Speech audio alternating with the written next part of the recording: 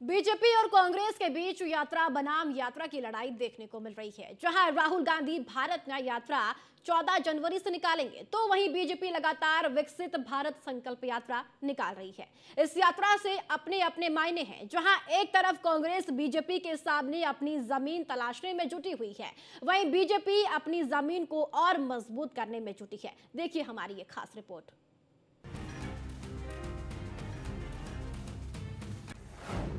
यात्रा बनाम यात्रा की लड़ाई, एनडीए करेगी इंडी गठबंधन पर चढ़ाई।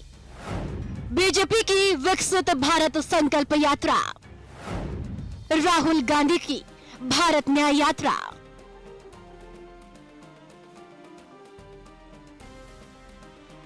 लोकसभा चुनाव को लेकर बीजेपी और कांग्रेस के बीच मुकाबला देखने को मिल रहा है। वहीं अगर गठबंधन की बात की जाए तो एनडीए गठबंधन और इंडी गठबंधन में कांटे का मुकाबला है। लेकिन इन दोनों गठबंधन की तुलना की जाए तो प्रधानमंत्री मोदी के नेतृत्व में एनडीए काफी मजबूत दावेदारी पेश कर रही है।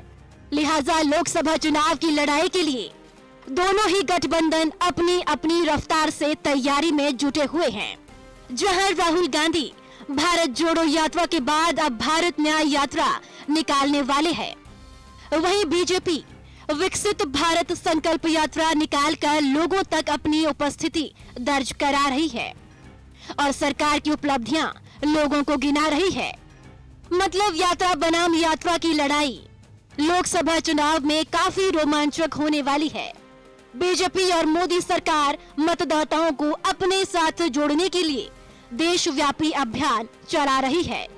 प्रधानमंत्री नरेंद्र मोदी ने स्वयं इस देशव्यापी अभियान का जिम्मा संभाल रखा है और सरकार के सारे मंत्री और पार्टी के सभी सांसद इस अभियान को ज्यादा से ज्यादा लोगों तक पहुंचाने में जोर शोर से जुटे हुए हैं। इस अभियान के जरिए जहां सरकार एक तरफ लाभार्थियों को मजबूती के साथ अपने संकल्प से जोड़ने की कोशिश कर रही है, तो वहीं दूसरी तरफ नए वोटरों को भी अपना बनाने की कोशिश कर रही है। प्रधानमंत्री मोदी ने समाज में अंतिम पायदान पर खड़े व्यक्ति तक सरकारी योजनाओं का लाभ पहुंचाकर वर्ष 2047 तक भारत को विकसित राष्ट्र बनाने के लक्ष्य को सामने रखकर 15 नवंबर 2023 को विकसित भारत संकल्प यात्रा की शुरुआत की थी। महज कुछ दिनों में ही बीजेपी देश भर में 11 करोड़ से ज्यादा लोगों को इससे जोड़ चुकी है। इस 11 करोड़ के आंकड़े के महत्व को आप इससे समझ सकते हैं कि 2019 के लोकसभा चुनाव में बीजेपी को देश भर में 22.9 करोड़ से ज्यादा वोट मिले थे और अभी यह विकसित भारत संकल्प यात्रा जारी रहने वाली है। हमारे देश में सरकारें तो बहुत आई, योजनाएं भी बहुत बनी, बातें भी बहुत हुई, बड़ी बड़ी बातें हुई और उन सबका जो अनुभव था, जो निचोड़ था, तो मुझे लगा कि देश को सबसे ध्यान देने वाला काम जो है वो ये है कि सरकार जो योजना बनाती है, जिसके लिए बनाती है, जिस काम के लिए बनाती है, वो सही समय पर बिना किसी परेशानियों के वो योजना उस तक पहुंचे। अगर प्रधानमंत्री आवास योजना है तो जिसकी झुग्गी है, झोपड़ी है, कच्चा घर है, उसका घर बनना चाहिए और इसलिए उसको सरकार के चक्कर काटने की जरूरत नहीं है।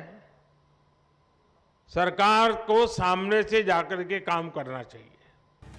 प्रधानमंत्री नरेंद्र मोदी इस यात्रा के जरिए गरीबों, किसानों, महिलाओं, युवाओं पर फोकस कर रहे हैं और निश्चित तौर पर इसका फायदा चुनावों में बीजेपी और एनडीए गठबंधन को मिलना तय है।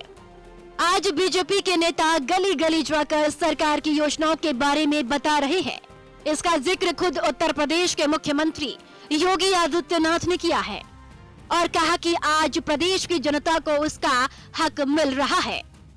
प्रधानमंत्री नरेंद्र मोदी जी सही मायने में देश के राजनीतिक एजेंडे को उन्होंने बदला।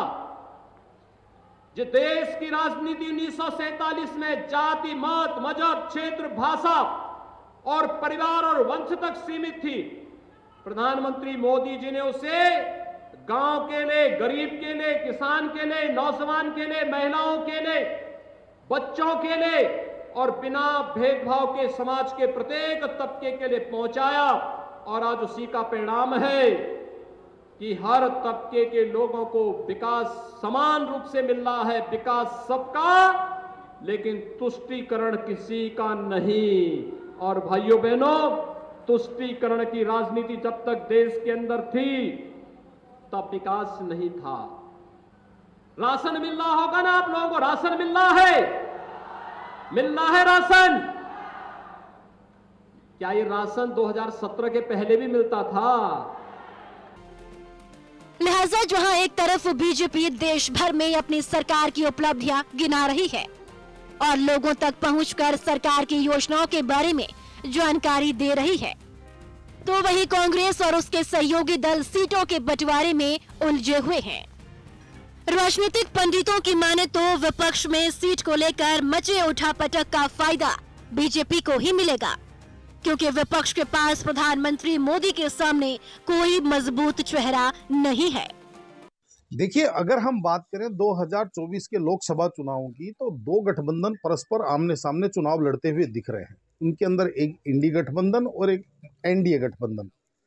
लेकिन यहाँ पे आपको ये चीज भी देखना पड़ेगा कि जहाँ पे एक तरफ एनडीए गठबंधन का सबसे बड़ा पार्टनर भारतीय जनता पार्टी जनता तक अपनी पहुंच बनाना शुरू कर चुका है और अपने जो उनका कैडर है, चाहे उनका बूथ स्तर का उनका कार्यकर्ता हो या उनका क्षेत्रीय कार्यकर्ता हो या उनका राज्य इकाई हो, तमाम लोग अब राजनीतिक रूप से पूरी तरह सक्रिय हो चुके हैं और चाहे राम मंदिर को लेकर के, चाहे तमाम योजनाओं को लेकर के घर घर और जन जन तक अपनी पहुंच बनाने में जुट गए हैं। और दूसरी तरफ आप देखेंगे एनडीए गठबंधन, इंडी गठबंधन जो है वो अभी भी कहीं ना कहीं मेरे हिसाब से अपनी बैठक खेल रहा है। इस यात्रा बनाम यात्रा की लड़ाई में जहां बीजेपी योजनाओं के बारे में लोगों को बता रही है, तो वहीं राहुल गांधी कांग्रेस को भारत न्याय यात्रा के जरिए मजबूत करने में जुटे हैं।